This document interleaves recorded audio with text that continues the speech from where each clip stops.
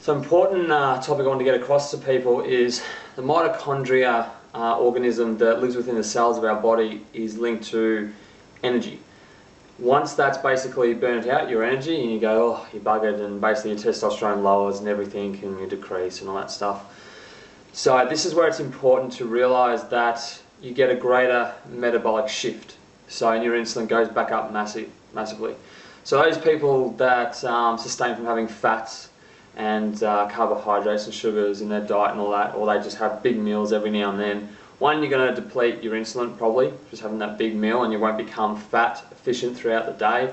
You'll feel sluggish and all that stuff, and that's when people start to have more sugars or coffee or whatever it is to help raise serotonin because they're feeling sluggish. But then they feel more sluggish again, so they keep having more, if that makes sense. So as clean as possible, like always. So with that metabolic shift, insulin back up, you know, your body needs carbohydrates especially, and fats too. Carbohydrates for helping the body to initiate like thyroid function, and the fats are linked to thyroid function as well. So they help to initiate fat burning. Now for all those people out there that I've got nutrition plans for, some people are doing really well, some people are actually struggling a little bit. So it's so important to stick to what I've done. So it's all laid out, it all has a purpose. So like also what's proven is the stuff to do with high intensity weight training, low intensity weight training, high intensity cardio and low intensity cardio. Low intense cardio will basically, if you're doing that a lot for a long period of time, so 45 minutes plus, you know, it's proven that your cortisol levels will rise, and cortisol is linked to stress. So people that have depression, anxiety get told to go to a gym to actually decrease their cortisol levels so they feel more relaxed. But most go in and do very light stuff. Doing high intensity stuff decreases the cortisol level better. So doing low intensity for long periods of time, even if you start doing more than 2 times a week, the low intensity, the cortisol levels will actually rise. You actually will then, because cortisol is linked to fat as well, you'll put on more fat. So with my training, it's all high intensity weight training. I don't do any cardio.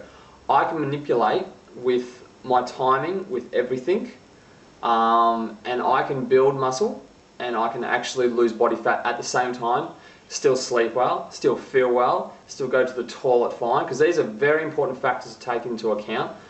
So I've been doing this a long time, always trying different ways, and they all seem to work because the body adapts to everything. So that's why you have to do change. So, you know, the triathlons that I've been helping, the marathons, people that I just train here, like there's a structure and a pattern to everything that I do. It's well thought out, and trying to stick to it, it will work. You know, your metabolism will slow down.